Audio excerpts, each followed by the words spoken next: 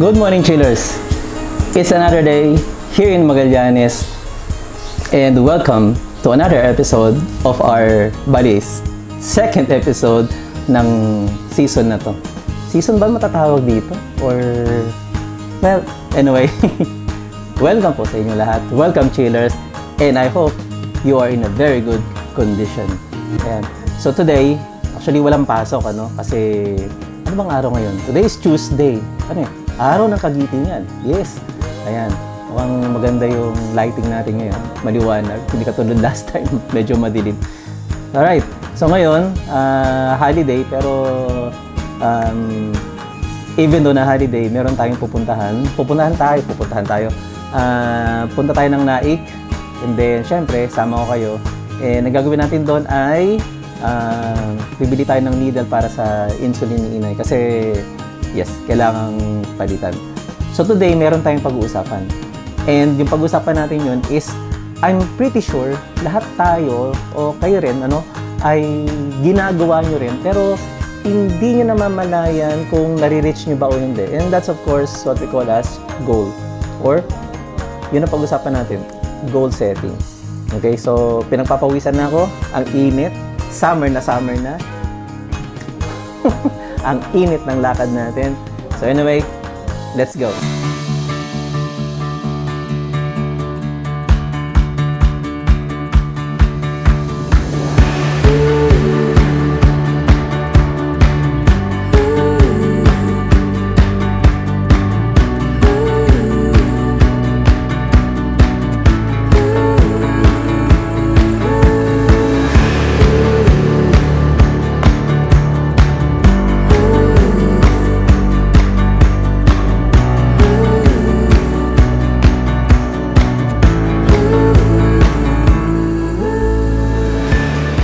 Alright, so nandito tayo ngayon sa Naik ulit. Naik, okay. So nandito tayo sa Naik. Nakabili na tayo ng needle para sa pen insulin ni inay. Okay. Cut lang natin tong motor, para safe. Okay, so first time ko mag-vlog dito sa Naik. And actually, kaya tayo nandito kasi sabi ni inay, kabilin-bili na niya. Kailangan bumili ng bawang. Yan, ang pupuntahan natin is yung suki na natin kasi maganda yung bawang nila. Ang hindi ko lang alam kung bukas sila ngayon o kaya nagbebenta sila ngayon. Magkano po? Magkano kilo? 140 dito. 140. Swallow po na yun.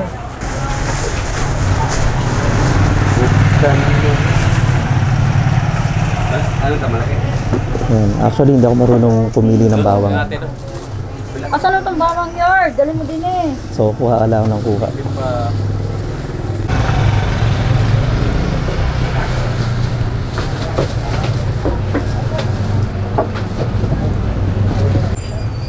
$175.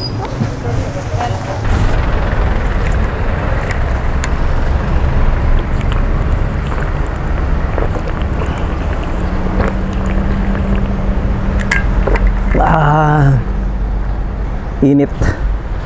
Yan. So, kailangan laging may dalang tubig. Itong gloves na to, napaka-importante. Dahil, nung ma-aksidente ako, ayan gas-gas yan. So, ito yung sumalo. Actually, ito rin. Actually, yung shoulder ko ngayon, hanggang ngayon, pa rin. Hindi pa rin okay. Pero nakikilos ko. At least nakapag-push up na ako. Wow, push up. So, at least nakapag-push up na ako. Ayan, mainit.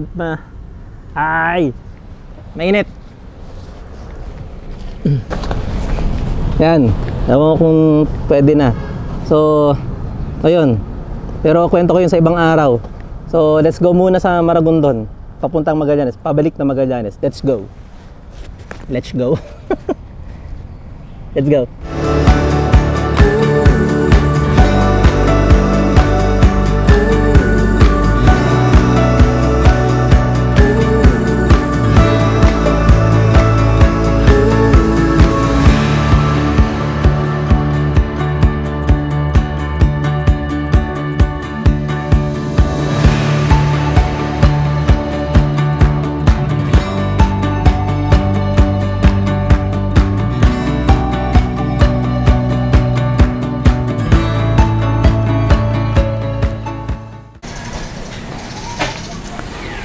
Doon sana tayo sa loob ng bahay kanina, kaso ang dilim. Ayan, alam ko na kung bakit. Kailangan ko na magpalit ng lens. Ang taas ng ISO kanina sa loob. So, lumabas muna ako rito. Ayan. So tuloy natin yung discussion natin kanina, no? Ang discussion natin is about, yun nga, nung nasa Thailand ako, we're talking about goals nga pala, no? So, nung nasa Thailand ako, alam ko naman kung ano yung goal ko. Alam ko naman kung ano yung gusto ko. Pero wala akong specific. For example, ano yung mga specific, no? Yung patuloy na pag-aaral ng mga bata, di ba? Nabanggit ko nga kanina. Pero, wala akong specific na goal. Halimbawa, bahay. Ganun ba? Ganong kalaki? Ganong kaliit? Kubo ba? Mansion ba? Yung mga ganun. So, recently ko lang naisip ko, no? Pero actually, sinabi ko na yun mga siguro previous vlogs ko, yung goal setting. Pero, ayun nga, hindi ko nagawa. I mean, hindi nag-materialize. Nag-usap kami ni Zip tungkol sa mga goals namin. Ano? And then, nagsulat naman kami. Pero this time, kagabi, or kanina, pag-isipkan ko na dapat yung goals na yun, na sinet namin, o sinet ko, dapat yun, lagi kong tinitingnan. Alam yun, dapat focus doon sa goal. And then, tingnan nyo kung tama ako, mag-comment kayo dyan sa baba kung tama o mali ako. Okay? And then, habang tinitingnan mo yung goals mong yun, araw-araw, kasi parang ganito, di ba, yung mga runner, okay? O yung mga nagmamarathon, saan ba sila nakatingin? Di ba? They always look forward. Papunta dun sa goal nila, papunta sa finish line. Nakafocus sila dun. Di ba? So, sa race ng buhay natin, dapat din nakafocus tayo dun sa goals natin. Kung saan mo gustong pumunta, saan mo gustong matapos. Yan. Pero, di ba? Di ba? We take one step at a time. Lagi may one step forward, di ba? Towards our goal. So, same thing. Ano yung mga steps na yun? Saan papunta yung mga steps na yun? What I mean is, dapat meron tayong short-term goal. Di ba?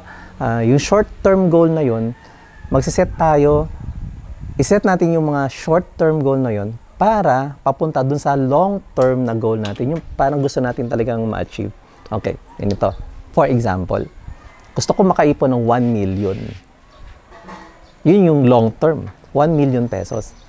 Sa 1 million pesos, anong gagawin ko?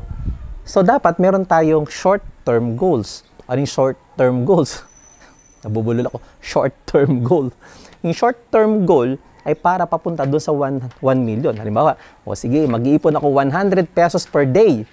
Ayan. So, yung 100 pesos per day na yun, kung hindi naman iipon ng 100, iipon. Kung hindi naman mag-iipon ng 100 pesos per day, halimbawa, kikita ako ng 100 pesos per day. Ayan. So, magkano yun in 10 days? That's about 1,000. So, yun yung mga short-term goal. Papunta dun sa long-term goal. Ayan.